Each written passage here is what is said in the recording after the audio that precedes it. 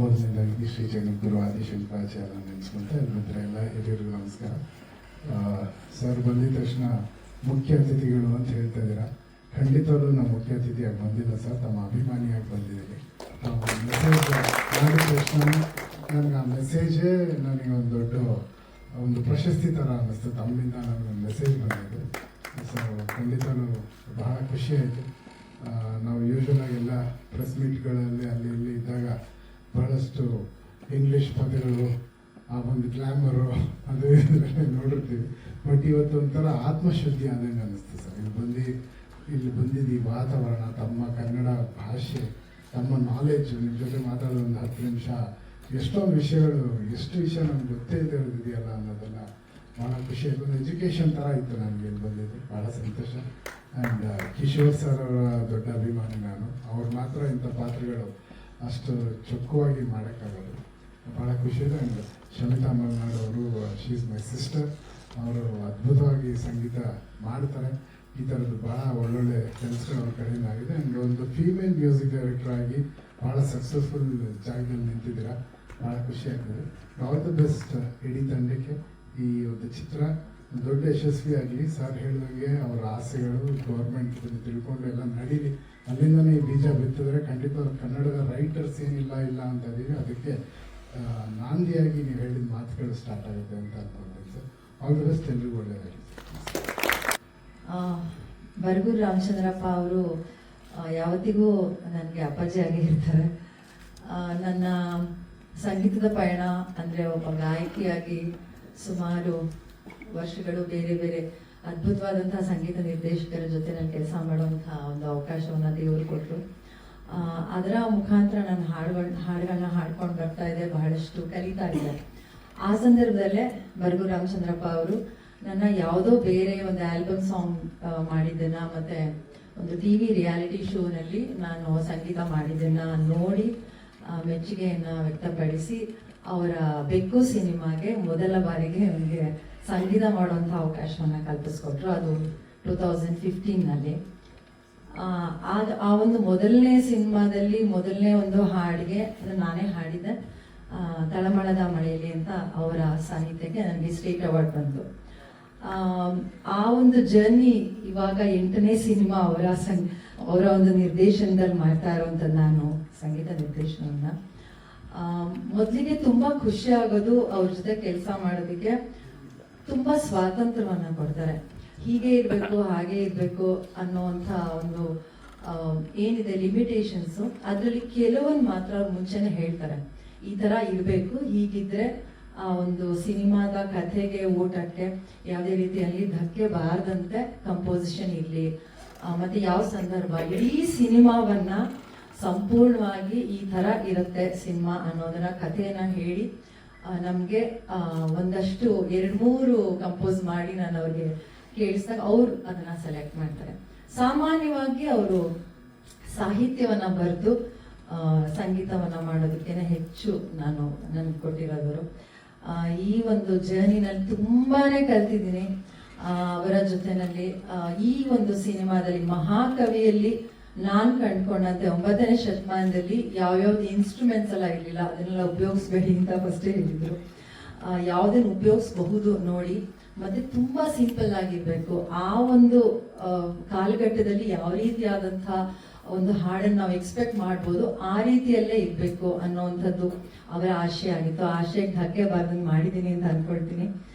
ಮತ್ತು ನನ್ನ ಅದೃಷ್ಟ ಅನ್ಕೊಳ್ತೀನಿ, ಈ ಸಿನಿಮಾದಲ್ಲಿ ಇಷ್ಟೆಲ್ಲ ಸಿನಿಮಾಗಳು ಅವರ ಅಂಡರ್ ನಾನು ಕೆಲಸ ಮಾಡಿರೋದ್ರಲ್ಲಿ ಇದೊಂದು ಸ್ವಲ್ಪ ವಿಭಿನ್ನ ಯಾಕಿತ್ತು ಅಂತಂದ್ರೆ, ಇದರಲ್ಲಿ ಪಂಪನ ಕಾವ್ಯಕ್ಕೆ ಒಂದು ಕಂಪೋಸ್ ಮಾಡುವಂಥದ್ದು ಅದು ಸ್ವಲ್ಪ ಚಾಲೆಂಜಿಂಗ್ ಆಗಿತ್ತು ನನಗೆ, ಯಾಕೆಂದ್ರೆ ಅದು ಹಳೆಯ ಮಟ್ಟುಗಳು ರೀತಿನಲ್ಲಿ ಬರಬೇಕು ಅನ್ನೋಂಥದ್ದು. ಮತ್ತೆ ಆ ಪದಗಳನ್ನ ಹೇಳೋದೇನೆ ನಮ್ಗೆ ಕಷ್ಟ. ಅದನ್ನ ಬಹಳ ಚೆನ್ನಾಗಿ ಅವರು ಇದು ಹೀಗೆ ಇರಬೇಕು, ಇದು ಇಲ್ಲಿ ಕಟ್ ಆಗ್ಬೇಕು, ಇಲ್ಲಿ ಏನು ಶುರು ಆಗ್ಬೇಕು, ಮತ್ತೆ ಇದು ಈ ಯಾವುದರಲ್ಲಿ ಪ್ರೊನೌನ್ಸಿಯೇಷನ್ ಇರಬೇಕು. ಒಂದು ಚೂರು ತಪ್ಪಾದ್ರೂ ಕೂಡ ಆದಿಕವಿ ಪಂಪನಿಗೆ ಅವನ ಕಾವ್ಯಕ್ಕೆ ಅವರ ಒಂದು ಇದಕ್ಕೆ ತಪ್ಪು ಮಾಡ್ದಂಗೆ ಆಗತ್ತೆ ಅನ್ನೋದನ್ನ ತುಂಬಾ ಚೆನ್ನಾಗಿ ಅವರು ಪ್ರತಿಯೊಂದನ್ನು ಬರೆದು ಅದನ್ನ ಆಡಿಯೋದಲ್ಲಿ ಅವರು ಹೇಳಿ ಯಾವ ತರ ಇರಬೇಕು, ಯಾವ ತರ ಉಚ್ಚಾರಣೆ ಇರಬೇಕು, ಮಹಾಪ್ರಾಣ ದೀರ್ಘ ಎಲ್ಲಾನು ಹೇಳ್ಕೊಟ್ಟು ಅದಾದ ನಂತರ ಅದನ್ನ ಕಂಪೋಸ್ ಮಾಡಿ ತುಂಬಾ ಚಾಲೆಂಜಿಂಗ್ ಆಗಿತ್ತು. ಅಂಡ್ ಥ್ಯಾಂಕ್ಸ್ ಹೇಳ್ತೀನಿ, ಯಾಕೆಂದ್ರೆ ಮೊದಲನೇ ಆದಿಕವಿಯ ಆ ಸಾಲುಗಳನ್ನ ನೋಡೋದು, ಕೇಳೋದು, ಓದೋದೇ ಒಂದು ರೋಮಾಂಚನ. ಅದಕ್ಕೆ ಒಂದು ಸಣ್ಣ ಮಟ್ಟದಲ್ಲಿ ನನ್ನ ಒಂದು ಪ್ರಯತ್ನವನ್ನ ಮಾಡುವಂತ ಅವಕಾಶವನ್ನ ಕೊಟ್ಟಿರಲ್ಲ, ಅದು ನನ್ಗೆ ತುಂಬಾನೇ ಯಾವಾಗ್ಲೂ ನಾನು ಅವ್ರಿಗೆ ಋಣಿಯಾಗಿರ್ತೀನಿ. ಅಂಡ್ ಈ ಒಂದು ಹಾಡನ್ನ ಹಾಡಿದ್ದು ನಮ್ಮ ಎಲ್ಲರ ಬಹಳ ಇಷ್ಟವಾದಂತಹ ಪ್ರಖ್ಯಾತ ಗಾಯಕರು ರಾಜೇಶ್ ಕೃಷ್ಣನ್ ಅವರು ಹಾಡನ್ನ ಹಾಡಿರೋದು.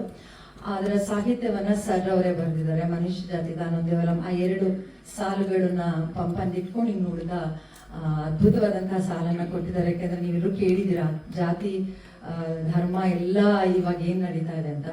ಅಂಡ್ ಇಡೀ ಸಿನಿಮಾದಲ್ಲಿ ಎಲ್ಲರೂ ಅದ್ಭುತವಾಗಿ ಆಕ್ಟ್ ಮಾಡಿದ್ರು. ನಮ್ಗೆ ರೀ ರೆಕಾರ್ಡಿಂಗ್ ಮಾಡ್ಬೇಕಾದ್ರೆ ರೋಮಾಂಚನ ಆಗ್ತಾ ಇತ್ತು. ಒಂದೊಂದು ಡೈಲಾಗ್ಸ್, ಒಂದೊಂದು ಸನ್ನಿವೇಶಗಳು ಇವಾಗಿನ ಕಾಲದಲ್ಲಿ ಈಗ ಏನ್ ನಾವು ನೋಡ್ತಿದೀವೋ ಅದೇ ರಾಜಕೀಯ ವ್ಯವಸ್ಥೆ, ಅದನ್ನೇ ಅವ್ರು ಎಷ್ಟು ಚೆನ್ನಾಗಿ ವಿಡಂಬನೆ ಮಾಡಿ ಎಷ್ಟು ಚೆನ್ನಾಗಿ ಮಾಡಿದ್ದಾರೆ ಅಂದ್ರೆ ತುಂಬಾನೇ ಚೆನ್ನಾಗಿದೆ. ನಂಗೆ ತುಂಬಾನೇ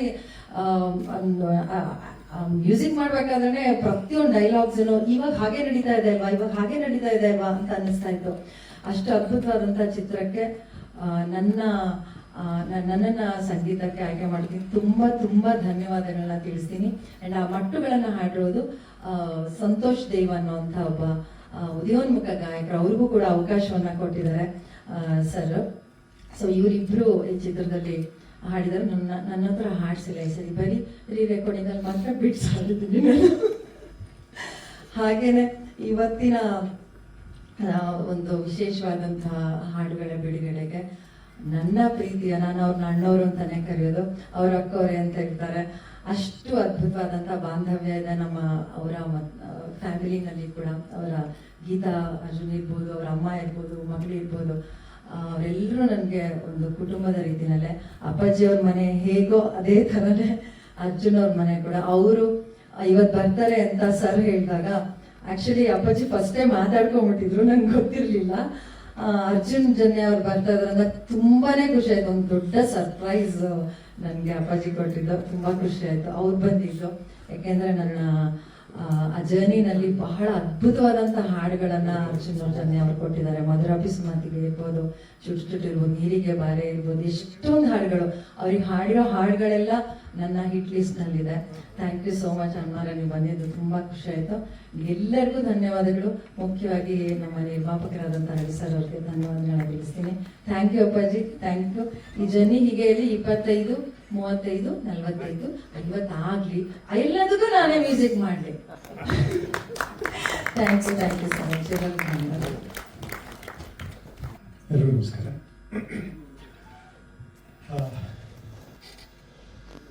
ಕನ್ನಡದ ಆದಿಕವಿ ಪಂಪನಿಗೆ ಗೌರವ ಸೂಚಿಸುವಂಥ ಒಂದು ಸಿನಿಮಾ ಏನಾಗಿದೆ ಅನ್ನೋದು, ನನಗೆ ಆ ಸಿನಿಮಾದಲ್ಲಿ ಆ ಪಾತ್ರ ಮಾಡೋದಕ್ಕೆ ಅವಕಾಶ ಸಿಕ್ಕಿದೆ ಅನ್ನೋದು ತುಂಬ ಹೆಮ್ಮೆಯ ವಿಷಯ. ಅದನ್ನು ಪ್ರಾಮಾಣಿಕವಾಗಿ ಮಾಡಿದೀವ ಇಲ್ಲ ಅನ್ನೋದು ಎಲ್ಲರೂ ನೋಡಿ ಗೊತ್ತಾಗುತ್ತೆ. ಆದರೆ ತುಂಬ ಪ್ರಾಮಾಣಿಕವಾಗಿ ಮಾಡಿರ್ತಾರೆ ಅನ್ನೋ ಗ್ಯಾರಂಟಿ ನಾನು ಕೊಡಬೇಕು, ಯಾಕಂದರೆ ಬರ್ಗೂರು ಸರ್ ಅದನ್ನು ಹೆಲ್ಪ್ ಮಾಡಿದ್ದಾರೆ. ಬರ್ಗೂರು ಸರ್ ಸಿನಿಮಾ ಅಂದರೆ ಅದು ಬರೀ ಮನೋರಂಜನೆ ಮಾತಿನಲ್ಲ, ಅದು ಪ್ರೇಕ್ಷಕರೊಂದಿಗಿನ ಸಂವಾದ, ಸಾಹಿತ್ಯಿಕವಾಗಿ ಎಲ್ಲ ರೀತಿಯಲ್ಲೂ ಪ್ರೇಕ್ಷಕರೊಂದಿಗಿನ ಒಂದು ಸಂವಾದ, ಅವರ ಮನಸ್ಸಿನಲ್ಲಿ ಒಂದು ಚಿಂತನೆಯನ್ನು ಹುಟ್ಟಾಕುವಂಥ ಒಂದು ಸಾಧನ ಅಂತ ನಾನು ಅಂದ್ಕೊಳ್ತೀನಿ. ಈ ಸಿನಿಮಾ ಬಗ್ಗೆ ಹೆಚ್ಚಿಗೆ ಇವಾಗಲೇ ಮಾತಾಡಿದ್ರೆ ಗೊತ್ತಿಲ್ಲ, ನಾನು ಮಾತಾಡೋದು ಸರ್ ಮಾತಾಡಲಿಲ್ಲ, ನಾನು ಮಾತಾಡೋದಿಲ್ಲ. ಮುಖ್ಯವಾಗಿ ಇದು ಆಡಿಯೋ ರಿಲೀಸ್, ಈ ಸಿನಿಮಾದ ಆಡಿಯೋ ರಿಲೀಸ್ ಈ ಸಿನಿಮಾದ ಸಂಗೀತ ನಾನು ಕೇಳಿದ್ರೆ ನನಗೆ ಬಿಗಿನಿಂಗ್ ಹಾಡುಗಳನ್ನ ವಿಲನ್ ರೋಲ್ಗೆ ಹೆಚ್ಚಿಗೆ ಮಾಡೋದ್ರಿಂದ ಕಮರ್ಷಿಯಲ್ ಸಿನಿಮಾದಲ್ಲಿ ಹಾಡುಗಳು ಕಡಿಮೆ ಸಿಗುತ್ತಲ್ಲ, ಸೊ ಹಾಡುಗಳನ್ನ ನಟನೆ ಮಾಡೋದು ಸ್ವಲ್ಪ ಕಷ್ಟ ಕೆಲಸ ಆಗುತ್ತೆ. ಅದನ್ನು ಪರವಾಗಿಲ್ಲ ಅಂತ ಮಾಡಿಸಿದ್ದೀನಿ ಅಂದರೆ ಥ್ಯಾಂಕ್ಸ್ ಟು ಸರ್. ಜೊತೆಗೆ ಮ್ಯೂಸಿಕ್ ಕೂಡ, ಸಂಗೀತ ಕೂಡ ಪಂಪನ ಕಾವ್ಯಕ್ಕೆ ಸಂಗೀತ ಮಾಡೋದು ಒಂದು ದೊಡ್ಡ ಚಾಲೆಂಜ್ ಅಂತ ಅನಿಸುತ್ತೆ ನನಗೆ. ಸೊ ಶಮಿತಾ ಮನೋಹರ್ ಅವರ ಮ್ಯೂಸಿಕ್ ಪಂಪನ ಕಾವ್ಯಕ್ಕೆ ದನಿಯಾಗಿದೆ ಅಂತ ನನಗನ್ಸುತ್ತೆ. ಪಂಪನ ಕಾವ್ಯದ ಆತ್ಮವನ್ನು ತುಂಬ ಚೆನ್ನಾಗಿ ಜನಗಳು ತಗೊಂಡೋಗಿ ತಲುಪಿಸಿದ್ದಾರೆ ಅಂತ ನನಗನ್ಸುತ್ತೆ. ಅಷ್ಟೇ, ಸಿನಿಮಾ ಬಗ್ಗೆ ಮಾತಾಡೋದಿಲ್ಲ. ಹಾಗಾಗಿ ಜೊತೆಗೆ ಪಂಪನ ಬಗ್ಗೆ ಸಿನಿಮಾ ಈಗ ಶಮಿತಾ ಹೇಳ್ತಾ ಇದ್ರು, ಇವತ್ತಿಗೂ ಇದೆಲ್ಲ ರಿಲೆವೆಂಟ್ ಆಗಿದೆ. ಇವತ್ತಿನ ರಾಜಕೀಯ ವ್ಯವಸ್ಥೆ, ಆವತ್ತಿನ ರಾಜಕೀಯ ವ್ಯವಸ್ಥೆ ಎಲ್ಲ ಹೆಚ್ಚು ಕಡೆ ಒಂದೇ ಥರ ಇದೆ ಅನ್ಸುತ್ತೆ. ಇವತ್ತಿಗೂ ರಾಜ್ಯಭಾರ ಮಾಡ್ತಾ ಇದ್ದಾರೆ ಇಲ್ಲಿ. ಸೊ ಅದರ ಮಧ್ಯ ಒಬ್ಬ ಕಲಾವಿದನ ಕೆಲಸನ ಪಂಪ ಹೇಗೆ ನಿಭಾಯಿಸ್ತಾ ಇರೋದು ಅದನ್ನು ಮಾದರಿಯಾಗಬಹುದು ನಮಗೆಲ್ಲರಿಗೂ, ಕಲಾವಿದರಿಗೆ, ಎಲ್ಲ ಕಲಾ ಮಾಧ್ಯಮಗಳಿರೋ ಕಲಾವಿದರಿಗೂ ಮಾದರಿಯಾಗಬಹುದು. ಈ ಸಿನಿಮಾ ಮೂಲಕ ನಮ್ಮೆಲ್ಲರಿಗೂ ಒಂದು ಚಿಂತನೆ ಹುಟ್ಟು ಹಾಕಿದ್ರೆ ಅದು ಈ ಸಿನಿಮಾ ಅದು ಸಾರ್ಥಕ ಅಂತ ನನಗೆ ಅನಿಸುತ್ತೆ. Thank you.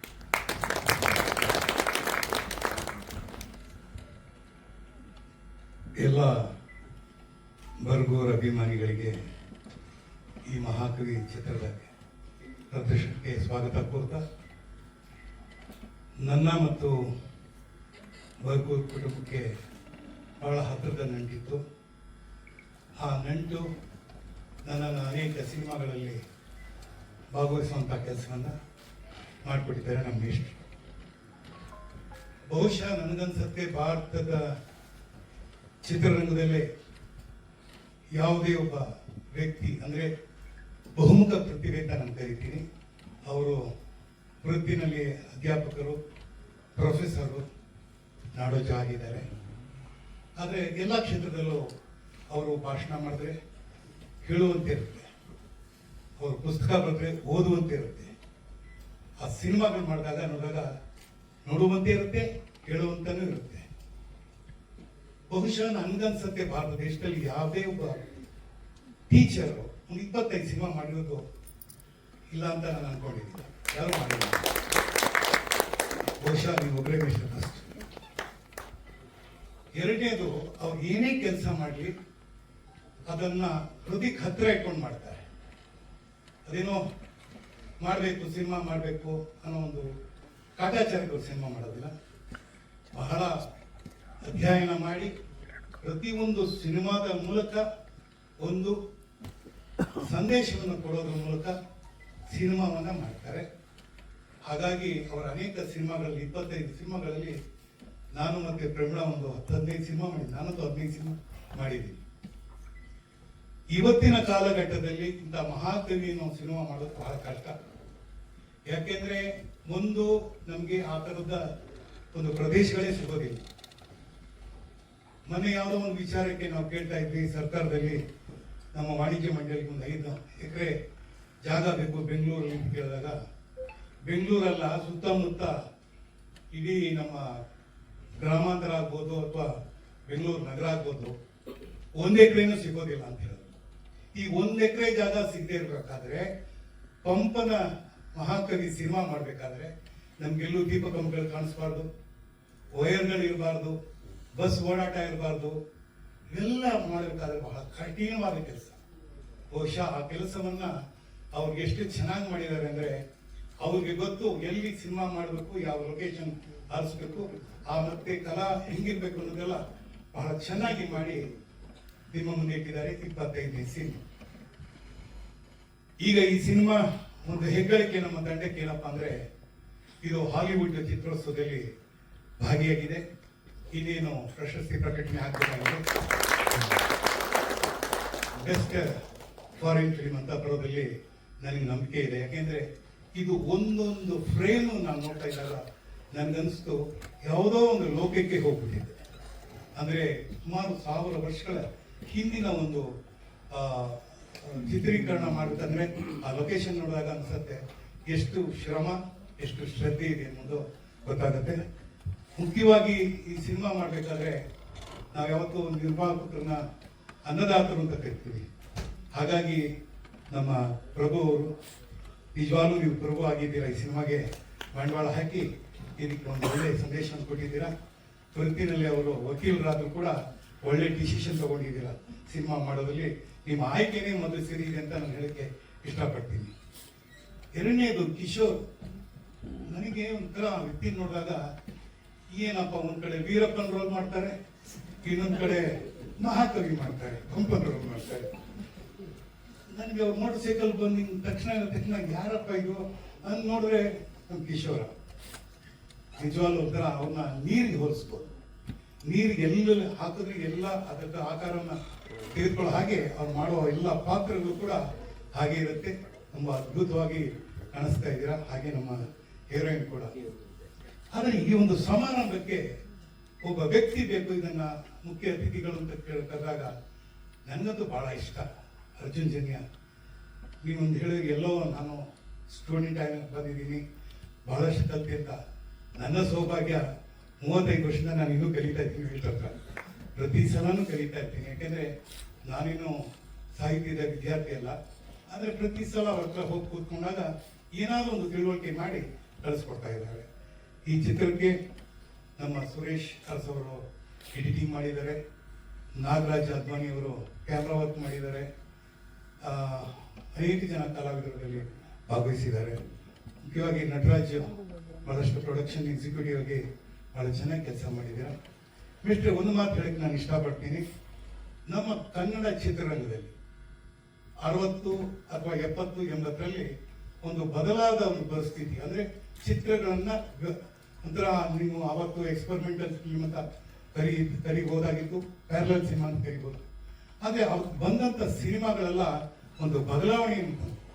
ಅಂದ್ರೆ ಸಿನಿಮಾನ ನೋಡೋಕೆ ಬರೀ ಕಮರ್ಷಿಯಲ್ ಎಲಿಮೆಂಟ್ಸೇ ಇರಬೇಕು, ಒಂದು 4 ಫೈಟು, ಒಂದು ಕ್ಯಾಬ್ರೆ ಡ್ಯಾನ್ಸು, ಒಂದು 6 ಹಾಡು ಅನ್ನೋ ಒಂದನ್ನ ಬಿಟ್ಟು ನೈಜತೆ ಕಡೆಗೆ ಗಮನ ಕೊಟ್ಟಂತ ಸಿನಿಮಾಗಳು ಬಂತು. ಆಮೇಲೆ 80ರಲ್ಲಿ ಕಡಿಮೆ ಆಗ್ತಾ ಇತ್ತು. ಆದ್ರೆ ಅದನ್ನ ಉಳಿಸ್ಕೊಂಡು ಬಂದವರು ಕೇವಲ ಒಬ್ಬರೇ ಒಬ್ರು ವ್ಯಕ್ತಿ ಅಂತಂದ್ರೆ ಭರ್ಗೂರ್ ರಾಮಚಂದ್ರಪ್ಪ ಅನ್ನೋದ್ರಲ್ಲಿ 2 ಮಾತಿಲ್ಲ. ಯಾಕೆಂದ್ರೆ ಸತತವಾಗಿ ಅವ್ರಿಗೆ ಇಷ್ಟವಾದ ಸಿನಿಮಾವನ್ನ ಮಾಡ್ತಾ 25 ಸಿನಿಮಾಗಳನ್ನು ಕೊಟ್ಟಿದ್ದಾರೆ. ನಿಜವಾಗ್ಲೂ ಅದನ್ನು ಒಂದು ರೀತಿ ನನ್ನ ಪ್ರಕಾರ ಗಿನೀಸ್ ರೆಕಾರ್ಡ್ ಅಂತಾನೆ ಅನ್ಸುತ್ತೆ. ಬಹಳ ಚೆನ್ನಾಗಿ. ಯಾಕೆ ನೀವು ಆಲ್ರೆಡಿ ಒಂದು ಗಿನೀಸ್ ಇದು ಬಂದಿದೆ, ಶಾಂತಿ ಏನೋ ಚಿತ್ರ ಬಂದಿದೆ. ನನ್ನ ಒಂದು ಸಿನಿಮಾ ತಾಯಿ ಅಂತ ಮಾಡಿದ್ವಿ. ಅದಕ್ಕೆ ನಮಗೆ ರಾಷ್ಟ್ರ ಪ್ರಶಸ್ತಿ ಹಾಗೂ ರಾಜ್ಯ ಪ್ರಶಸ್ತಿ ತಂದು ಕೊಟ್ಟಂತ ಕೀರ್ತಿ ಭರ್ಗೂರ್ ರಾಮಚಂದ್ರಪ್ಪಗೆ ಸಲ್ಲುತ್ತೆ. ಆಕ್ಚುಲ್ ಆಗಿ 25ನೇ ಸಿನಿಮಾ ನಾನೇ ಮಾಡಬೇಕು ಅಂತ ಬಹಳ ಆಸೆ ಇಟ್ಕೊಂಡಿದ್ದೆ. ಆದ್ರೆ ಪ್ರಭು ಅವರು ಓವರ್ಟೇಕ್ ಮಾಡ್ಬಿಟ್ರು ನನ್ನ. ಇರ್ಲಿ, 26ಕ್ಕೆ ನಾನು ಇದ್ದೀನಿ ಮಿಸ್ಟ್ರೆ, ಯೋಚನೆ ಮಾಡಬೇಡಿ, ಖಂಡಿತ ಮಾಡ್ತೀವಿ. ಮುಖ್ಯವಾಗಿ ನೀವೊಂದು ಮಾತು ಹೇಳಿದ್ರೆ, ಸಿನಿಮಾ ಥಿಯೇಟರ್ನ ಕೊರತೆ ಇದೆ. ನಿಜ, ನಮ್ಮಲ್ಲಿ ಸಿನಿಮಾ ಮಾಡುವ ಪ್ರತಿಯೊಬ್ಬ ನಿರ್ಮಾಪಕನಿಗೂ ಹಾಗೂ ನಿರ್ದೇಶಕನಿಗೂ ಏನಪ್ಪಾ ಅಂದ್ರೆ ಕನ್ನಡ ಚಿತ್ರಗಳಿಗೆ ಚಿತ್ರಮಂದಿರ ಸಿಗ್ತಾ ಇಲ್ಲ ಅನ್ನೋದು ಕೊರಗು ನನಗೂ ಕೂಡ ಇದೆ. ಯಾಕೆಂದ್ರೆ ನಮ್ಮ ಗೊತ್ತಿಲ್ಲ, ಒಳ್ಳೊಳ್ಳೆ ಸಿನಿಮಾಗಳು ಬರ್ತಾ ಇದೆ. ಆದ್ರೆ ಬೆಳಗ್ಗೆ ಅಲ್ಲಿ ಬೆಳಗಿನ ಶೋ ಕೊಡ್ತಾರೆ, ಇಲ್ಲ ಅಂದ್ರೆ ಮಧ್ಯಾಹ್ನ ಕೊಡ್ತಾರೆ. ನಾನು ಹೇಳೋದು ಪ್ರೈಮ್ ಟೈಮ್ ಕೊಡಬೇಕು. ಕರ್ನಾಟಕದಲ್ಲಿ ಕನ್ನಡ ಸಿನಿಮಾಗಳಿಗೆ ಆದ್ಯತೆ ಇಲ್ಲ ಅಂತಂದ್ರೆ ಇನ್ಯಾವ ಸಿನಿಮಾ ಕೊಡಬೇಕು? ಭಾಷೆ ನಮ್ದು, ನೆಲ ನಮ್ದು, ಎಲ್ಲ ನಮ್ದು, ಸರ್ಕಾರ ನಮ್ದು. ಆದ್ರೆ ಕನ್ನಡ ಚಿತ್ರಗಳಿಗೆ ಸಿನಿಮಾ ಥಿಯೇಟರ್ಸ್ ಇಲ್ಲ. ಒಂದ್ ಮಾತು ನೀವು ಹೇಳಿದ್ದೀರಾ, ಎಲ್ಲೆಲ್ಲಿ ಜಿಲ್ಲಾ ಪ್ರದೇಶಗಳಿದೆ, ಎಲ್ಲೆಲ್ಲಿ ರಂಗಮಂದಿರಗಳಿದೆ, ಅಲ್ಲಿ ಕೇವಲ 100 ಸೀಟುಗಳು, 100-150 ಆಸನಗಳಿರುವಂತ ಒಂದು ವ್ಯವಸ್ಥೆನ ಮಾಡಿಕೊಡಿ ಅಂತ ನಾವು ಕೂಡ ಸರ್ಕಾರಕ್ಕೆ ಮನವಿ ಮಾಡಿದ್ದೀವಿ. ಈಗಾಗಲೇ ಆಲ್ರೆಡಿ ಅದಕ್ಕೆ ಮಾಡ್ತೀವಿ ಅನ್ನೋ ಒಂದು ಭರವಸೆಯನ್ನು ಕೂಡ ಈ ಸರ್ಕಾರ ಕೊಟ್ಟಿದೆ. ಹಾಗಾಗಿ ಅದಕ್ಕೆ ನಾವು ವಾಣಿಜ್ಯ ಮಂಡಳಿಯ ಕಡೆಯಿಂದ ಪ್ರಯತ್ನ ಮಾಡ್ತೀವಿ. ನೀವು ಕೂಡ ಸ್ವಲ್ಪ ಒತ್ತಾಯ ಹಾಕಿದ್ರೆ, ನಾನು ಹೇಳೋದು ಪ್ರತಿಯೊಬ್ಬ ಕನ್ನಡಿಗನು ಆ ಕೂಗು ಆ ಸರ್ಕಾರಕ್ಕೆ ಕೇಳಿಸ್ಬೇಕು. ಆ ರೀತಿಯಾಗಿ ನೀವು ನಿಮ್ಮ ಒಂದು ಹೇಳಿಕೆಗಳನ್ನ ಸೋಷಿಯಲ್ ಮೀಡಿಯಾ ತುಂಬಾ ಇದೆ ಇವತ್ತೆಲ್ಲ. ಒಂದೇ ಸಲ ಕಳಿಸಿದ್ರೆ 1 ಲಕ್ಷ ಲೈಕ್ಸ್ ವ್ಯೂಸ್ ಎಲ್ಲ ಸಿಗ್ತಾ ಇರುತ್ತೆ. ಹಾಗಾಗಿ ನಿಮ್ಮ ಪ್ರಯತ್ನ ಮಾಡಿ ಅಂತ ಹೇಳಿ ಈ ಸಿನಿಮಾವನ್ನ ಮಾಡಿಕೊಟ್ಟಂತ ಪ್ರಭು ಅವ್ರಿಗೆ, ಭರ್ಗೂರ್ ಅವ್ರಿಗೆ, ಎಲ್ಲ ಕಲಾವಿದರಿಗೆ, ತಂತ್ರಜ್ಞರಿಗೆ, ಮೇಲಾಗಿ ಮಾಧ್ಯಮದ ಮಿತ್ರರಿಗೆ ನಿಮ್ಮನ್ನ ಕರೆಸಿರೋದು ಇವತ್ತು ಕಾರಣ ಅಷ್ಟೇ. ನಮ್ಮ ಈ ಸಿನಿಮಾವನ್ನ ನೀವು ಎಲ್ರಿಗೂ ತಲುಪಿಸ್ಬೇಕು ಅನ್ನೋ ಒಂದು ಕಾರಣಕ್ಕೆ ಕರೆದಿದ್ವಿ. ನಿಮ್ಮಗಳೊಂದು ಏನು ವಿಶಸ್ ನಮ್ಗೆ ಇಲ್ಲಿ ಅಂತ ನನ್ನ ಮಾತು ಮುಗಿಸ್ತೀನಿ. ನಮಸ್ಕಾರ. ಎಲ್ರಿಗೂ ನಮಸ್ಕಾರ. ಎಲ್ಲಿಂದ ಶುರು ಮಾಡ್ಕೊಳ್ಳಿ ಅಂತಾನೆ ಗೊತ್ತಾಗ್ತಾ ಇಲ್ಲ. ಸುಂದರರಾಜ್ ಅವರು ಎಲ್ಲರೂ ಹೇಳಿದ್ರು. ನಾನು ಬರ್ಗು ಸರ್ ಜೊತೆ ಒಟ್ಟು 6 ಸಿನಿಮಾ ಮಾಡಿದ್ದೀನಿ. 5 ಸಿನಿಮಾ ನಾಯಕ ನಟನಾಗಿ ಕೆಲಸ ಮಾಡಿದ್ದೀನಿ. ಈ ಸಿನಿಮಾ ಮಹಾಕವಿ ಬಂದು 2025ನೇ ಚಿತ್ರ. ನನಗೆ ಸಾರ್ ಬಂದು ನನ್ನ ಹತ್ರ ಮಾತಾಡುವಾಗ ಈ ಸಿನಿಮಾ ನೀವು ಆಕ್ಟ್ ಮಾಡ್ಬೇಕು, ಇದು ನನ್ನ 25ನೇ ಸಿನಿಮಾ ಅಂದಾಗ ನನಗೆ ನಿಜವಾಗ್ಲೂ ತುಂಬಾ ಸಂತೋಷ ಆಯ್ತು. ಆಕ್ಚುಲಿ ನಂದು ಒಂದು ಗೆಸ್ಟ್ ಅಪಿರಿಯನ್ಸ್. ನಾನು ಪ್ರತಿ ಸರಿ ಸಾರ್ ಜೊತೆ ಕೆಲಸ ಮಾಡುವಾಗ ನನ್ನ ಕತೆ ಕೇಳಲ್ಲ. ಅವ್ರಿಗೆ ಆ ಪಾತ್ರ ನಾನೇ ಮಾಡ್ಬೇಕು ಅಂತ ಮನ್ಸಲ್ಲಿದ್ದಾಗ ಅವ್ರು ಹೇಳೋದು ಕಮಾ ನೀವು ಈ ಪಾತ್ರ ಮಾಡಿ ಅಂತ.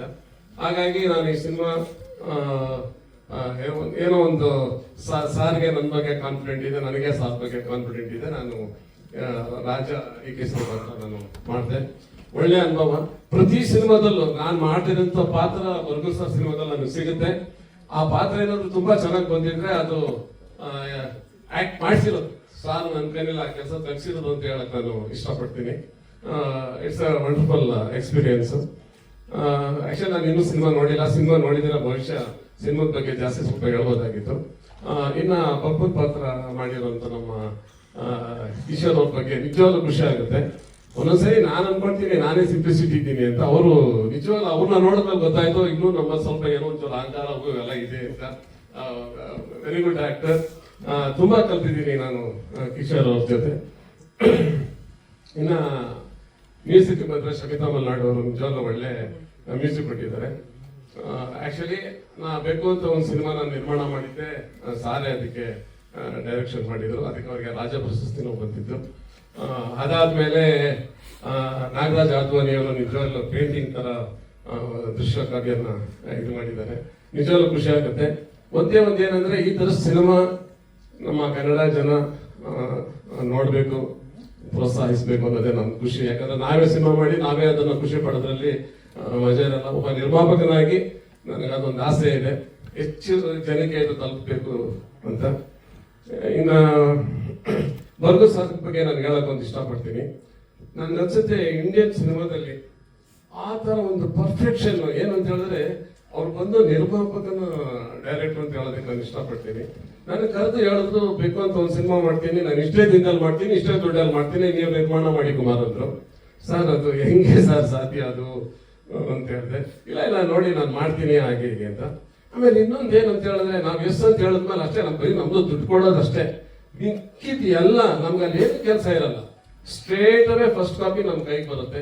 ಎಲ್ಲ ಅವ್ರದೇ ಜವಾಬ್ದಾರಿ. ಆ ಒಂದು ವಯಸ್ಸಲ್ಲೇ ಬಹುಶಃ ಆ ಒಂದು ಎನರ್ಜೆಟಿಕ್ ಆಗಿ ಅವ್ರು ಎಲ್ಲಾ ಕೆಲಸನ ತಗೊಂಡು ಪರ್ಫೆಕ್ಟ್ ಆಗಿ ಮಾಡೋದಿದೆಯಲ್ಲ ಸರ್. ನಮಸ್ಕಾರ ಸರ್. Wonderful sir. ಸಾಧ್ಯ ಇಲ್ಲ ಸರ್. ಏನಕ್ಕಂದ್ರೆ ನಾನೊಬ್ಬ ನಿರ್ಮಾಪಕ. ನನಗೆ ಸಿನಿಮಾ ಶುರು ಮಾಡೋದು ಗೊತ್ತು, ಯಾವಾಗ ನಿಲ್ಲಿಸ್ತೀವಿ ಅನ್ನೋದು ಗೊತ್ತಿಲ್ಲ. ಅದು 50 ದಿನನೂ ಆಗ್ಬೋದು, 80 ದಿನನೂ ಆಗ್ಬೋದು, 100 ದಿನನೂ ಆಗ್ಬೋದು. ಬಟ್ ಸಾಕು ಅದು ನನಗೆ ಪ್ರತಿ ಸರಿ ನಾನು ಒಂಥರ ಮ್ಯಾಜಿಕ್ ಅಂತ ಅನ್ಸುತ್ತೆ. ಇದು ಹೆಂಗೆ ಇದು ಸಾಧ್ಯ? ಆಮೇಲೆ ಈ ಸಿನಿಮಾ ಇದು ತುಂಬಾನೇ ಲೊಕೇಶನ್ಸ್ ಗಳಿದೆ. ನಾವೇನು ಆ ಸಾಂಗ್ ನೋಡಿದ್ವಿ, ಅದು 75,000 ರೂಪಾಯಿ ಒಂದು ದಿನಕ್ಕೆ ಲೊಕೇಶನ್ಗೆ. ಅದ್ಭುತವಾಗಿದೆ ಲೊಕೇಶನ್. ಅಲ್ಲಿ ಶೂಟಿಂಗ್ ಮಾಡಿ ಅದು ಯಾವ ತರ ಅಲ್ಲಿ ಎಲ್ಲಾರು ಇದು ಮಾಡೋದು. ಕೆಲಗಡೆ ನಮಗೆ ಫೆಸಿಲಿಟೀಸ್ ಇರಲ್ಲ. ನಿಜವಾಗ್ಲೂ ಗ್ರೇಟ್ ಸರ್. ನಿಮ್ಮಲ್ಲಿ ನಾವು ಕಲಿತಾ ಇದ್ದೀವಿ, ಇನ್ನು ಕಲಿಯೋದು ತುಂಬಾ ಇದೆ. ಇನ್ನ ಇವತ್ತಿನ ಕಾರ್ಯಕ್ರಮಕ್ಕೆ ಅತಿಥಿಯಾಗಿ ಬಂದಂತ ನಮ್ಮ ಅರ್ಜುನ್ ಅವ್ರ ಬಗ್ಗೆ ನನ್ಗೆ ಹೇಳಕ್ ಒಂದು ಖುಷಿ ಆಗುತ್ತೆ. ನಂಗೆ ಅನ್ಸುತ್ತೆ 28 ವರ್ಷ ಆಗಿರ್ಬೋದೇನೋ. ಅವ್ರ ಫಸ್ಟ್ ಸಿನಿಮಾ ನಾನೇ ಆಡಿಯೋ ರಿಲೀಸ್ ಮಾಡಿದ್ದು. ನೀವು ಮರ್ತಿದ್ದೀರ ಏನೋ ಗೊತ್ತಿಲ್ಲ. ಇಂಡಸ್ಟ್ರಿಯಲ್ ಸ್ಟೇಟ್ ಅಲ್ಲಿ ಒಂದು ಹೊಸಬ್ರು ಮಾಡಿದಂತ ಸಿನಿಮಾಗೆ ನೀವೇ ಮ್ಯೂಸಿಕ್ ಡೈರೆಕ್ಟರ್. ಆಮೇಲೆ ಅವ್ರು ನಮ್ಮ ಹತ್ರ ಔಟ್ಡೋರ್ ಯೂನಿಟ್ ತಗೊಂಡಿದ್ರು. ಅವಾಗ ನಾನು ನಿಮ್ಗೆ ನೋಡ್ದೆ, ಏನು ಇನ್ನು ಸ್ಕೂಲ್ ಹುಡುಗ ತರ ಇದ್ದಾರೆ ಅಂತ ಹೇಳಿ ನಾನು ನಿಮ್ಗೊಂದು ಜೋಕ್ ಮಾಡಿದೆ. ಅಲ್ಲಿ ನೋಡಪ್ಪ, ನೋಡಕ್ಕೆ ರಮನ್ ತರನೇ ಇದೆಯಾ, ಒಳ್ಳೇದಾಗ್ಲಿ, ಸಿನಿಮಾ ರಂಗದಲ್ಲಿ ನಿನಗೆ ತುಂಬಾ ಎತ್ತರವಾಗಿ ಬೆಳಿ ಅಂತ ಹೇಳಿ ನಾನು ಹಾರ್ಟ್ಫುಲ್ ಆಗಿ ಬ್ಲೆಸ್ ಮಾಡಿದೆ. ಬಟ್ ನಾನು ಬ್ಲೆಸ್ ಮಾಡಿದೆ ಅಂತ ನೀವು ಬೆಳೆದಿರಿ ಅಂತಲ್ಲ, ನೀವು ಅದಾದ್ರಲ್ಲ ನನಗೆ ಆ ಖುಷಿ, ನನಗೆ ಆ ನೆನಪುಗಳು ಇವತ್ತು ಇದೆ. ಒಳ್ಳೇದಾಗ್ಲಿ ಸರ್. ಮಹಾಕವಿ ಒಳ್ಳೇದಾಗ್ಲಿ. ನಿರ್ಮಾಪಕರು ನಿಜವಾಗ್ಲೂ ಸರ್ ಬಂದಿದ್ದೀರಾ, ಧೈರ್ಯವಾಗಿರಿ. ಈ ಸಿನಿಮಾ ಕನ್ನಡ ಜನ ತಗೊಳ್ತಾರೆ, ನೋಡ್ತಾರೆ. ಇದೇ ತರ ಒಳ್ಳೆ ಸಿನಿಮಾಗಳಿಗೆ ನೀವು ಮುಂದಾಗಿ ಬರೀ ನಾವು ಸಿನಿಮಾ ಮಾಡ್ಬೇಕಷ್ಟೇ, ಮುಂದೆ ಅದರಲ್ಲಿ ಸಿನಿಮಾದಲ್ಲಿ ತಾಕತ್ತಿದಾಗ ಆ ಸಿನಿಮಾನ ಮುಂದೆ ಕರ್ಕೊಂಡು ಹೋಗ್ತಾ ಇರ್ತದೆ ಅಂತ ಹೇಳಕ್ಕೆ ನಾನು ಇಷ್ಟಪಡ್ತೀನಿ. ಎಲ್ಲರಿಗೂ ನಮಸ್ಕಾರ. ಎಲ್ರಿಗೂ ನಮಸ್ಕಾರ. ಸ್ವಲ್ಪ ವಾಯ್ಸ್ ಕೆಟ್ಟಿದೆ, ಪರವಾಗಿಲ್ಲ, ಕೇಳಿಸ್ಕೊತೀನಿ ಅನ್ಕೊಂಡಿದ್ದೀನಿ.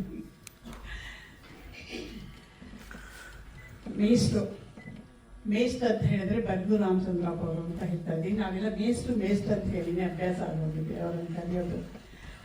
ಅವರ ಮೊದಲನೇ ಚಿತ್ರದಲ್ಲಿ ನಾನು ಮಾಡಿಲ್ಲ, ಆದರೆ ಎರಡನೇ ಚಿತ್ರದಿಂದ ಅವರು ನಿರ್ದೇಶನ ಫಸ್ಟು ಶುರು ಮಾಡಿ ಎರಡನೇ ನಿರ್ದೇಶನದ ಚಿತ್ರದಲ್ಲಿ ಶುರು ಮಾಡಿದ್ದು ಈ 25ನೇ ಚಿತ್ರದವರೆಗೂ ನಾನು ಆ್ಯಕ್ಟ್ ಮಾಡಿದ್ದೇನೆ. ಇದು ನನಗೆ ಬಹಳ ಖುಷಿಯಿಂದ ಹೇಳ್ಕೊಳ್ಳುವಂಥದ್ದು. ಪ್ರತಿ ಸಿನಿಮಾಗೂ ಅವರು ಎಲ್ಲೋ ಮಧ್ಯದಲ್ಲಿ ಒಂದೆರಡು ಕಾರಣಾಂತರಗಳಿಂದ ನಾನು ಮಾಡದೇ ಇರಬಹುದು, ಯಾವುದಾದ್ರೂ ತೊಂದರೆಗಳಿಂದ ನಾನು ಮಾಡಿಲ್ಲ ಅನ್ಸುತ್ತೆ, ಒಂದೆರಡು ಸಿನಿಮಾ ಅಷ್ಟೇ. ಅದು ಬಿಟ್ಟರೆ 25 ಚಿತ್ರ, ಈ 25ನೇ ಚಿತ್ರದಲ್ಲೂ ನನಗೆ ಅವರು ಅವಕಾಶ ಕೊಟ್ಟಾಗ ನನಗೆ ಸಾಧ್ಯ ಆಗಿರಲಿಲ್ಲ. ಅಯ್ಯಯ್ಯೋ ಸಾರ್ 25ನೇದ್ರಲ್ಲಿ ನನಗೇನೋ ಮಿಸ್ ಆಗಿಬಿಡುತ್ತೆ, ಮಧ್ಯದಲ್ಲಿ ಒಂದೆರಡು ಹೋಗಿದೆ, ಇದನ್ನ ಮಾತ್ರ ನಾನು ಖಂಡಿತ ಮಿಸ್ ಮಾಡಲ್ಲ ಅಂತ ಹೇಳಿ ನನಗೆ ಏನೇ ಇದ್ರೂ ನಾನು ಬಂದು ಮಾಡೇ ಮಾಡ್ತೀನಿ ಅಂತ ಒಪ್ಪಿಗೆ ಕೊಟ್ಟು ನಾನು ಮಾಡಿದ್ದೀನಿ. ಬಹಳ ಸಂತೋಷದಿಂದ ಬಂದು ಆ್ಯಕ್ಟ್ ಮಾಡಿರೋಂಥದ್ದು ಈ ಚಿತ್ರದಲ್ಲಿ. ಡೈರೆಕ್ಟ್ರ್ ಬಗ್ಗೆ ಹೇಳಬೇಕು ಅಂದರೆ ನಿಮ್ಗೆಲ್ಲರೂ ಗೊತ್ತಿದೆ, ಅವರು ತುಂಬ ಶ್ರದ್ಧೆ, ಶಿಸ್ತು, ಯಾವ ರೀತಿ ಇರ್ತಾರೆ ಅಂತಂದರೆ ನಿಜಕ್ಕೂ ಅವ್ರ ಹತ್ರ ಒಂದು ಡೈಲಾಗ್ ಕೇಳೋಕ್ಕೂ ಹೇಗೆ ಹೆದರಿಕೆ ಆಗುತ್ತೆ. ಆ ರೀತಿ ಒಂದು ಬಹಳ ಶಿಸ್ತಿನಿಂದ ಕೆಲಸ ಮಾಡ್ತಾರೆ. ಈಗ ಕುಮಾರ್ ಗೋವಿಂದ್ ಅವ್ರು ಹೇಳಿದ್ರೆ ನೋಡಿ, ಇವತ್ತು ಒಂದು ಡೇಟ್ ಹಾಕಿದ್ರೆ ಆ ನೆಕ್ಸ್ಟ್ ಡೇಟ್ ಮುಗಿಸ್ತಾರೆ, ಯಾವುದೇ ಕಾರಣಕ್ಕೂ ನಿಲ್ಸಲ್ಲ. ಅವತ್ತಿನ ಸೀನ್ ಇಷ್ಟು ಸೀನ್ ಆಗಬೇಕು ಅಂತ ಅಂದ್ಕೊಂಡಿರ್ತಾರೆ, ಕಾರಣಾಂತರಗಳಿಂದ ಆಗಲ್ಲ, ಒಂದು ಸೀನ್ ಇದು ಮಿಕ್ಕಿರುತ್ತೆ. ನಾನು ಅಂದ್ಕೊಳ್ಳೋದು ಇವ್ರದ್ದೊಂದು ಸೀನ್ ಮಾಡೇ ಇಲ್ವಲ್ಲ ಇವತ್ತು, ಇವರು ಡೇಟಿನ ಪ್ರಕಾರ ಅದೇನು ಮುಗಿಯುತ್ತೆ ಅಂತ ನಾನು ಅಂದ್ಕೋತೀನಿ. ಆದರೆ ಅದು ಯಾವ ಸಂದರ್ಭದಲ್ಲಿ ಮುಗಿಸಿರ್ತಾರೋ ಗೊತ್ತಿಲ್ಲ, ಆ ಸೀನ್ ಮುಗ್ದಿರುತ್ತೆ. ಆ ರೀತಿ ಅವರ ಅಷ್ಟು ಶಿಸ್ತು, ಆ ಶಿಸ್ತಿನ ಬಗ್ಗೆ ಹೇಳಕ್ಕೆ ಸಂತೋಷ ಆಗುತ್ತೆ. ಆ ರೀತಿ ಅವರು ಅಚ್ಚುಕಟ್ಟಾಗಿ ಕೆಲಸ ಮಾಡ್ತಾರೆ. ಈ ಕೆಲಸ ನೋಡಿ ನಮಗೆ ಸಂತೋಷ ಆಗಿ ನಾವು ಸಹ ನಿರ್ಮಾಣ ಮಾಡಬೇಕು ಅಂತ ಹೇಳಿ ತಾಯಿ ಅನ್ನೋ ಚಿತ್ರ ಮಾಡಿದ್ರು. ಅವರು ಬಹಳ ಸಂತೋಷದ ಒಪ್ಪಿ ಮಾಡಿಕೊಟ್ಟಿದ್ದಕ್ಕೆ ಥ್ಯಾಂಕ್ಸ್ ಸರ್, ಮತ್ತೊಂದ್ಸಲ ಹೇಳ್ತಾ ಇದ್ದೀನಿ. ಅವ್ರು ಹೇಳಿದಾಗೆ ಸುಂದರ್ ಹೇಳಿದ್ರು 25 ಮಾಡಬೇಕಿತ್ತು, ಕಾರಣಾಂತರಗಳಿಂದ ಅದು ತಡೆ ಆಯಿತು. 26 ಅಂತ ಅವ್ರು ನೋಡಿ ಓಪನ್ ಆಗಿ ಹೇಳಿಬಿಟ್ಟಿದ್ದಾರೆ, 26 ಮಾಡಿ ಸರ್ ನೀವು. ಸೊ ಈ ರೀತಿ ನನಗೆ ಈಗ ಈ ಸಂದರ್ಭದಲ್ಲಿ ನೆನಪು ಅಂತಂದ್ರೆ ನನಗೆ ರಾಜಲಕ್ಷ್ಮಿ ಅವ್ರು ನೆನಪಾಗ್ತಾರೆ. ಯಾಕೆ ಅಂತಂದ್ರೆ ನನ್ನ ಎರಡನೇ ಚಿತ್ರದಿಂದನೂ ಅವರು ನನಗೆ ಒಂಥರ ತಾಯಿ ಸ್ಥಾನ ಅಂತ ಹೇಳ್ಬೋದು. ಆ ರೀತಿ ನಾನು ಅವ್ರ ಜೊತೆಯಲ್ಲಿ ಇದ್ಕೊಂಡು ಬಂದಿದ್ದೀನಿ. ಪ್ರತಿ ಸಲ ಪ್ರತಿ ಚಿತ್ರ ಮಾಡಬೇಕಾದ್ರೆ ನನಗೆ ಅವ್ರು ತುಂಬ ನೆನಪಾಗ್ತಾರೆ. ಇವತ್ತು ಅವ್ರದ್ದು ತುಂಬಾ ನೆನಪಾಯಿತು. ಇದಿದ್ರೆ ಚೆನ್ನಾಗಿರ್ತಿತ್ತು ಅಂತ ಅನ್ಸುತ್ತೆ. ಆದರೆ ಅವ್ರ ಆಶೀರ್ವಾದ ನಾನೆಲ್ರಿಗೂ ಇದೆ ಅಂತಾನೆ ನಾನು ಅನ್ಕೊಂಡಿದ್ದೀನಿ. ನಮ್ಮ ಕಿಶೋರ್ ಅವ್ರ ಬಗ್ಗೆ ಹೇಳಬೇಕು ಅಂತಂದ್ರೆ, ಅವ್ರು ಯಾವ ಪಾತ್ರಕ್ಕೂ ಸೈ. ಒಂದು ಕಡೆ ಕಾಕಿ ಕಲರ್ ಬಟ್ಟೆ ಹಾಕೊಂಡು ಮಾಡೋದಕ್ಕೂ ಸೈ, ಕಾವಿ ಬಟ್ಟೆ ಹಾಕೊಂಡು ಮಾಡೋದಕ್ಕೂ ಸೈ. ಆ ರೀತಿ ಅವರು ಎಲ್ಲ ಪಾತ್ರನೂ ಬಹಳ ಚೆನ್ನಾಗಿ ಅಭಿನಯಿಸ್ತಾರೆ. ಈಗ ನೀವು ನೋಡಿದ್ದೀರಾ, ಇದು ಹಿಂದಿನ ಚಿತ್ರಗಳಲ್ಲೂ ನೋಡಿದ್ದೀರಾ, ಅವರ ಪಾತ್ರಗಳು ಹಲವಾರು ಪಾತ್ರಧಾರಿಗಳಲ್ಲಿ ಮಾಡಿದ್ದಾರೆ. ಅದೆಲ್ಲನೂ ಆ ರೀತಿ ಮಾಡ್ತಾರೆ. ಇವತ್ತಿನ ಈ ಚಿತ್ರದಲ್ಲಿ, ಮಹಾಕವಿ ಚಿತ್ರದಲ್ಲಂತೂ ತುಂಬಾ ಚೆನ್ನಾಗಿ ಮಾಡಿದ್ದಾರೆ. ಹೇಗೆ ಚೆನ್ನಾಗಿ ಮಾಡಿದ್ದಾರೆ ಅಂತ ನಾನು ಹೇಳ್ಬಲ್ಲೆ, ಯಾಕೆಂದ್ರೆ ನಾವು ಜೊತೆಲಿ ಕಾಂಬಿನೇಷನ್ ಆಗಿ ಕೆಲಸ ಮಾಡಿದ್ದೀವಿ. ನಾವು ಕೆಲಸ ಮಾಡಿದಾಗ ಆ ಸನ್ನಿವೇಶಗಳಲ್ಲಿ ಅವರ ಅಭಿನಯ ನಾನು ನಿಜವಾಗ್ಲೂ ಒಂಥರ ರೋಮಾಂಚನ ಆಗೋದು ಕೆಲವೊಂದು ದೃಶ್ಯಗಳಲ್ಲಿ. ಆ ರೀತಿ ಅಯ್ಯೋ ಅವ್ರ ಮುಂದೆ ನಾನು ಮಾಡ್ತೀನ ಅನ್ನೋ ಪ್ರಶ್ನೆ ಕಾಡ್ತಿತ್ತು. ಆ ರೀತಿ ತುಂಬ ಚೆನ್ನಾಗಿ ಅಭಿನಯ ಮಾಡಿದ್ದಾರೆ. ಅವರ ಅಭಿನಯಕ್ಕೆ ನಿಜವಾಗ್ಲೂ ಖುಷಿಯಾಗುತ್ತೆ. ಕಿಶೋರ್ ಅವರೇ ಚೆನ್ನಾಗಿ ಮಾಡಿದ್ದೀರ. ಹಾಗೆಯೇ ಎಲ್ಲ ಪಾತ್ರಧಾರಿಗಳಾಗಿರ್ಬೋದು. ಸುಂದರನಾಥ್ ಅವ್ರ ಪಾತ್ರ ನಾನು ನೋಡಿಲ್ಲ, ಅದಕ್ಕೆ ಅವ್ರ ಬಗ್ಗೆ ಹೇಳೋಕ್ಕಾಗಲ್ಲ ನಾನು. ನಮ್ಮ ನಾಯಕಿ ಕೂಡ ಚೆನ್ನಾಗಿ ಮಾಡಿದ್ದಾರೆ. ಶಮಿತಾ ಮಲ್ನಾಡ್ ಅವರು ಮ್ಯೂಸಿಕ್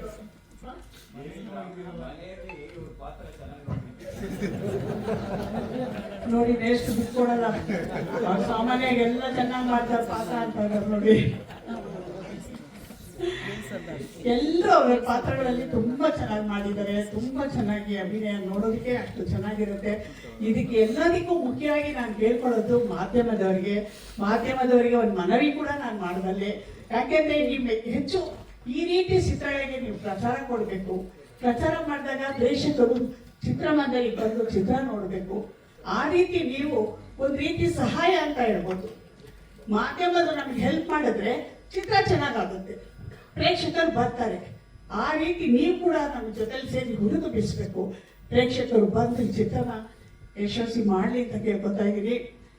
ನಿರ್ಮಾಪಕರಿಗೂ ಥ್ಯಾಂಕ್ಸ್ ಹೇಳ್ತೀನಿ. ಥ್ಯಾಂಕ್ಸ್ ನಿರ್ಮಾಪಕರೇ, ನೀವು ಬಂದು ಈ ರೀತಿ ಚಿತ್ರಗಳು ಮಾಡೋದು ಬಹಳ ಕಮ್ಮಿ, ಆದರೆ ನೀವು ಬಂದು ಮಾಡಿದ್ದೀರಾ. ಈ ರೀತಿ ಎಲ್ಲರೂ ಈ ರೀತಿ ಸಿನಿಮಾ ಮಾಡೋದಕ್ಕೆ ಒಂದು ಪ್ರೋತ್ಸಾಹ ಕೊಡಿ ಅಂತ ಕೇಳ್ಕೊತೀನಿ. ಎಲ್ರಿಗೂ ನಮಸ್ಕಾರ. Thank you. 25 ಚಿತ್ರಗಳ 50 ವರ್ಷಗಳ ಅವರ ಜರ್ನಿ, ಅಸಾಧಾರಣವಾದ ಕಷ್ಟ, ಕಾರ್ಪಣ್ಯ ಮತ್ತು ಪ್ರಶಸ್ತಿಯ ಗೌರವ ಇವೆಲ್ಲವುಗಳ ಸಮ್ಮಿಲನವಾಗಿ ಬರಗೂರವರು ಆರಂಭಿಸಿದ ಚಿತ್ರ ಜೀವನ ಇದೆಯಲ್ಲ, ಅದು ಬಹಳ ವಿಶೇಷವಾದ್ದು. ಕನ್ನಡ ಮೇಷ್ಟ್ರೊಬ್ಬರಿಗೆ ಎಷ್ಟು ವೈವಿಧ್ಯವಾದ ಒಂದು ಶಕ್ತಿ ಇದೆ, ಅಭಿವ್ಯಕ್ತಿಯ ಸಾಧ್ಯತೆಗಳು, ಟ್ಯಾಲೆಂಟ್ ಅನ್ನುವಂಥದ್ದಕ್ಕೆ ಅವರು ಸಾಕ್ಷಿಯಾಗಿದ್ದಾರೆ. ರಾಜೇಂದ್ರ ಸಿಂಗ್ ಬಾಬು, ಗಿರೀಶ್ ಕಾಸರವಳ್ಳಿ, ಬರಗೋ ರಾಮಚಂದ್ರಪ್ಪ ಇವರೆಲ್ಲರೂ ಚಿತ್ರರಂಗಕ್ಕೆ ಬಂದೇ 50 ವರ್ಷ ಆಗಿದೆ. ಅವರು ಚಿತ್ರ ನಿರ್ಮಾಣ ಮಾಡ್ಲಿಕ್ಕೆ ಶುರುವಾಗಿರೋದಕ್ಕೆ ಅರ್ಧ ಶತಮಾನ ಆಗಿದೆ ಅಂದ್ರೆ ಅದು ಕನ್ನಡ ನಾಡಿನ ಒಂದು ವಿಶೇಷವಾದಂತಹ ಹೆಗ್ಗಳಿಕೆಯ ವಿಷಯ. ಮತ್ತು ತಾವು ಮಾಡಿದ 25 ಚಿತ್ರಗಳಿಗೂ ಒಂದಿಲ್ಲೊಂದು ಮತ್ತು ಅನೇಕ ಪ್ರಶಸ್ತಿಗಳನ್ನು ಪಡೆದಂತಹ ಹೆಗ್ಗಳಿಕೆ ಬರಗೂರವರು ಸಾಹಿತಿಯಾಗಿ ಎಷ್ಟು ಮುಖ್ಯನೋ ಹಾಗೆ ದೃಶ್ಯದ ಅಭಿವೃದ್ಧಿಯಲ್ಲೂ ಕೂಡ ಅಷ್ಟೇ ಮುಖ್ಯವಾದಂತಹ ನಿರ್ದೇಶಕ. ಪಂಪನ 2 ಕಾವ್ಯಗಳನ್ನ ಆಧರಿಸಿ ಅವನ ಇತಿವೃತ್ತವನ್ನ ಇಟ್ಟುಕೊಂಡು ಅಥವಾ ಅವನ ಜೀವನದ ವಿವರಗಳನ್ನ ಆಧರಿಸಿ ಚಿತ್ರಿಸಿರುವಂತಹ ಮಹಾಕವಿ ಕನ್ನಡ ಚಿತ್ರ ಚರಿತ್ರೆಯಲ್ಲೇ ಒಂದು ವಿಶಿಷ್ಟವಾದಂತಹ ಅನೇಕ ಬಗೆಯ ಈ ರೀತಿಯ ಅಂದರೆ ಸಾಹಿತ್ಯ ಮತ್ತು ಅಧಿಕಾರಕ್ಕೂ ಮತ್ತು ಸಾಹಿತ್ಯಕ್ಕೂ ಮತ್ತು ರಾಜಕಾರಣಕ್ಕೂ ಇರುವಂತಹ ಸಂಬಂಧದ ಅನೇಕ ಸೂಕ್ಷ್ಮಗಳನ್ನು ಈ ಚಿತ್ರ ವಿವರಿಸುತ್ತೆ. 2 ಪ್ರಧಾನವಾದಂತಹ ದೃಶ್ಯಾವಳಿಗಳಿವೆ. ಒಂದು ಆದಿಪುರಾಣದಿಂದ ಭರತ ಬಾಹುಬಲಿಯರ ಸಂಘರ್ಷ ಅಥವಾ ಯುದ್ಧ, ನಮ್ಮಿಬ್ಬರಿಗೆ ಸಂಬಂಧಪಟ್ಟ ಯುದ್ಧ ನಮ್ಮಿಬ್ಬರಿಗೆ ನಡಿಬೇಕೆ ಹೊರತು ನಮ್ಮ ಸಲುವಾಗಿ ಬೇರೆಯವರು ಜೀವತ್ಯಾಗವನ್ನು ಮಾಡಬಾರದು ಅನ್ನುವಂತಹ ಒಂದು ವಿವೇಕವನ್ನ ಕನ್ನಡ ನಾಡಿಗೆ ಮೊದಲು ಕೊಟ್ಟವನು ಪಂಪ. ಹಾಗೆ ಅದು ಪ್ರಾಕೃತದಲ್ಲಿ ಬಹಳ ದೊಡ್ಡ ಚರ್ಚೆಯ ವಿಷಯ. ಅದು ಆ ಮೀಮಾಂಸೆ ಇವತ್ತಿಗೂ ನಮ್ಮ ನಡುವೆ ಬೆಳೆದಿದೆ. ಇವತ್ತಿನ ಯುದ್ಧದ ಅನೇಕ ವಿಷಯಗಳನ್ನ ಅದು ಚರ್ಚೆ ಮಾಡುತ್ತೆ. 2ನೇದು ಕುಲದ ಪ್ರಶ್ನೆ. ಅಭಿಮಾನ ಒಂದೇ ಕುಲಂ ಎಮ್ಮ ಕುಲಂಗಳು ನಿಮ್ಮನೆ ಮುಗ್ಗಡಿಪಿ ತಿಂಬುವೆ ಅನ್ನುವಂತಹ ಪಂಪನ ಪ್ರಸಿದ್ಧವಾದಂತಹ ಕುಲದ ಪ್ರಶ್ನೆಯನ್ನ ಮತ್ತು ಕುಲದ ಕಾರಣಕ್ಕಾಗಿ ಕರ್ಣ ಹೇಗೆ ಬಲಿಪಶು ಆಗ್ತಾನೆ ಅನ್ನುವಂತಹದ್ದು. ಇಡೀ ನಾಯಕತ್ವದ ಪ್ರಶ್ನೆ ಬಂದಾಗ ಪಂಪ ಭಾರತದ ನಿಜವಾದ ನಾಯಕ ಯಾರು ಅನ್ನುವಂತಹ ಚರ್ಚೆಯಲ್ಲಿ ಪಂಪನೇ ಆ ಕಾವ್ಯದ ನಾಯಕ ಅನ್ನುವಂತಹ ಒಂದು ಧ್ವನಿಪೂರ್ಣವಾದ ಕಾವ್ಯದ 10ನೇ ಆಶ್ವಾಸದ ಬಹುಮುಖ್ಯವಾದ ಒಂದು ದೃಶ್ಯಾವಳಿಯನ್ನ ಮೇಷ್ಟ್ರು ಬಹಳ ಚೆನ್ನಾಗಿ ಚಿತ್ರಿಸಿದ್ದಾರೆ. ಬಹಳ ತಡವಾಗಿ ಬಂದಿದ್ದಕ್ಕೆ ಎಲ್ಲರನ್ನೂ ಕ್ಷಮೆ ಕೇಳ್ತಾ ಇಲ್ಲಿ ಇರುವಂತಹ ಎಲ್ಲಾ ಗಣ್ಯರಿಗೂ ಹಾಗೆ ನಮ್ಮ ಪ್ರೀತಿಯ ಗುರುಗಳು, ನಮ್ಮ ಹಿರಿಯ ನಿರ್ದೇಶಕರಾದ ಬರಗೂರು ರಾಮಚಂದ್ರಪ್ಪ ಸರ್ ಅವರಿಗೆ, ಹಾಗೆ ನಮ್ಮ ನಿರ್ಮಾಪಕರಿಗೆ, ನಮ್ಮ ಚಿತ್ರದ ಎಲ್ಲಾ ಕಲಾವಿದರಿಗೆ, ತಂತ್ರಜ್ಞರಿಗೆ, ಹಾಗೆ ನಮ್ಮ ಪ್ರೀತಿಯ ಮಾಧ್ಯಮ ಮಿತ್ರದವರಿಗೆ ನನ್ನ ಪ್ರೀತಿಯ ನಮಸ್ಕಾರಗಳು. ಮಹಾಕವಿ ಪಂಪ ಇದು ಕೇವಲ ಚಿತ್ರ ಅಷ್ಟೇ ಅಲ್ಲ, ನಮ್ಮ ಕನ್ನಡದ ಇತಿಹಾಸ, ಸಾಹಿತ್ಯ ಹಾಗೂ ನಮ್ಮ ಕನ್ನಡದ ಸಂಸ್ಕೃತಿಯನ್ನ ಮುಂಬರುವ ಪೀಳಿಗೆಗೆ ಅಥವಾ ಈ ತಲೆಮಾರಿಗೆ ಪರಿಚಯ ಮಾಡಿಸುವಂತಹ ಒಂದು ಸುಂದರ ಪ್ರಯತ್ನ ಮಾಡಿದ್ದೀವಿ. ಹಾಗೆ ಇಂತಹ ಐತಿಹಾಸಿಕ ಸಾಹಿತ್ಯ ಮಹತ್ವ ಇರುವಂತಹ ಒಂದು ಸಿನಿಮಾದಲ್ಲಿ ನಾನು ಭಾಗಿಯಾಗಿರೋದು ನನ್ನ ಅದೃಷ್ಟನೇ ಅಂತಾನೆ ಅನ್ಕೋತೀನಿ. ಏಕೆಂದ್ರೆ ನಾನು ಈ ಸಿನಿಮಾದಲ್ಲಿ ಪಾತ್ರ ನಿರ್ವಹಿಸಿರೋದು ಪಂಪನ ಪತ್ನಿ. ಈ ಒಂದು ಪಾತ್ರ ತುಂಬಾ ಇತಿಹಾಸ ಹಾಗೂ ಭಾವನೆ ಇರುವಂತ ಪಾತ್ರ. ಇಂಥ ಪಾತ್ರ ನಾನ್ ಮಾಡಿರೋದು ನನ್ನ ವೃತ್ತಿ ಜೀವನಕ್ಕೆ ತುಂಬಾ ಗೌರವ ತಂದುಕೊಡುತ್ತೆ. ಇಂತಹ ಪಾತ್ರ ನನಗೆ ಕೊಟ್ಟಿರೋದಕ್ಕೆ ನಮ್ಮ ಗುರುಗಳು ಬರಗೂರು ರಾಮಚಂದ್ರಪ್ಪ ಸರ್ ಅವರಿಗೆ ನನ್ನ ಪ್ರೀತಿಯ ತುಂಬ ಹೃದಯದ ಧನ್ಯವಾದಗಳನ್ನ ತಿಳಿಸ್ತೀನಿ. Thank you so much. ಹಾಗೆ ಶಮಿತಾ ಮ್ಯಾಮ್ ಅವ್ರ ಮ್ಯೂಸಿಕ್ ತುಂಬಾ ಚೆನ್ನಾಗಿದೆ, ಸಿನಿಮಾಟೋಗ್ರಫಿ ತುಂಬಾ ಚೆನ್ನಾಗಿದೆ, ತುಂಬಾ ಅತ್ಯುತ್ತಮ ಲೊಕೇಶನ್ಸ್ ಗಳಲ್ಲಿ ನಾವು ಶೂಟ್ ಮಾಡಿದೀವಿ. ಸುಂದರಾಜ್ ಸರ್ ಹೇಳಿದಾಗೆ ಆದಿಕವಿ ಅಂತ ಬಂದಾಗ್ಲೇ ನಾವು ಈ ಒಂದು ಪ್ರದೇಶದಲ್ಲಿ ಶೂಟ್ ಮಾಡೋದು ಬಹಳ ಚಾಲೆಂಜಿಂಗ್ ಆಗಿರುತ್ತೆ. ಅದನ್ನ ತುಂಬಾ ಒಳ್ಳೊಳ್ಳೆ ಲೊಕೇಶನ್ಸ್ ನಲ್ಲಿ ನಮ್ಮ ನಿರ್ದೇಶಕರು ತುಂಬಾ ಚೆನ್ನಾಗಿ ಶೂಟ್ ಮಾಡಿದ್ದಾರೆ. ನಾನು ಸಿನಿಮಾ ನೋಡಿದೀನಿ, ಯಾಕಂದ್ರೆ ಇಂಟರ್ನ್ಯಾಷನಲ್ ಫಿಲ್ಮ್ ಫೆಸ್ಟಿವಲ್ ನಲ್ಲಿ ಸಿನಿಮಾ ಸ್ಕ್ರೀನಿಂಗ್ ಆಗಿತ್ತು. ಅವಾಗ ಸಿನಿಮಾ ನೋಡಿದಾಗ ನನ್ಗೆ ಎಷ್ಟು ಅತ್ಯುತ್ತಮವಾಗಿ ಬಂದಿದೆ ಅಂತ ಅನಿಸ್ತು. ಅಂಡ್ ನಾನು ಕೂಡ ನನ್ನ ಭಾಷೆ ಬೇರೆ, ಅದೇ ಸಿನಿಮಾದಲ್ಲಿರೋ ಜಕ್ಕಲಿ ಪಂಪನ ಪತ್ನಿಯ ಭಾಷೆ ಬೇರೆ. ಆ ಒಂದು ಪಾತ್ರ ನಿರ್ವಹಿಸಬೇಕಾದ್ರೆ ನನ್ನ ಎಫರ್ಟ್ಸ್ ಎಲ್ಲಾನು ಹಾಕಿದ್ದೀನಿ. ಹಾಗೆ ನಮ್ಮ ಗುರುಗಳ ಮಾರ್ಗದರ್ಶನದಲ್ಲಿ ಅವರ ಅನುಭವ ಹಾಗೆ ಅವರ ಒಂದು ಮಾತು ಪ್ರತಿಯೊಂದು ತುಂಬಾನೇ ಕಲಿಸಿದೆ ನನಗೆ ಸಿನಿಮಾ ಮಾಡ್ಬೇಕಾದ್ರೆ. ಹಾಗೆ ಸಿನಿಮಾದಲ್ಲಿ ಎಲ್ಲಾ ಹಿರಿಯ ಕಲಾವಿದರಿದ್ದಾರೆ. ಇಂಥ ನಿಮ್ಮೆಲ್ಲರ ಜೊತೆಗೂ ನಾನು ಸ್ಕ್ರೀನ್ ಶೇರ್ ಮಾಡಿರೋದು, ನಿಮ್ಮೆಲ್ಲರ ಜೊತೆಗೆ ಆಕ್ಟ್ ಮಾಡಿರೋದು ಕೂಡ ನನ್ನ ಅದೃಷ್ಟ. ಹಾಗೆ ಕಿಶೋರ್ ಸರ್ ಎಂತಹ ಅತ್ಯುತ್ತಮ ಅಂದ್ರೆ ಒಳ್ಳೆ ಅದ್ಭುತ ನಟ ಅಂತ ನಿಮ್ಮೆಲ್ಲರಿಗೂ ಗೊತ್ತು. ಅಷ್ಟು ಒಳ್ಳೊಳ್ಳೆ ಸಿನಿಮಾಗಳು ಮಾಡೋದು ತುಂಬಾ ತುಂಬಾ ತುಂಬಾ ಸಿಂಪಲ್ ಪರ್ಸನ್ ನಾನು ನನ್ನ ಕೆರಿಯರ್ ಅಲ್ಲಿ ನೋಡಿರುವಂತ ವ್ಯಕ್ತಿಗಳಲ್ಲಿ. ನಿಮ್ಮೊಟ್ಟಿಗೆ ಕೆಲಸ ಮಾಡಿದ್ದು ತುಂಬಾ ಖುಷಿಯಾಗಿದೆ ಸರ್, ಒಂದು ವಿಶೇಷ ಅನುಭವ ಕೂಡ ನನಗೆ. Thank you so much. ಹಾಗೆ ನಮ್ಮ ಕನ್ನಡ ನಾಡು ಸಂಸ್ಕೃತಿ ಹಾಗೆ ಇತಿಹಾಸವನ್ನ ಎತ್ತಿ ಹಿಡಿದಿರುವಂತಹ ಸಿನಿಮಾ ಮಹಾಕವಿ ಪಂಪ. ಇಂತಹ ಸಿನಿಮಾಕ್ಕೆ ನಿಮ್ಮೆಲ್ಲರೂ ಬೆಂಬಲ ಜಾಸ್ತಿನೇ ಇರಬೇಕು. ಆಶೀರ್ವದಿಸಿ, ಬೆಂಬಲಿಸಿ, ಹಾಗೆ ನಿಮ್ಮ ಪ್ರೀತಿ ನಮ್ಮ ಸಿನಿಮಾ ಮೇಲೆ ಇರಲಿ ಅಂತ ಕೇಳ್ಕೊಂತೀನಿ. Thank you so much.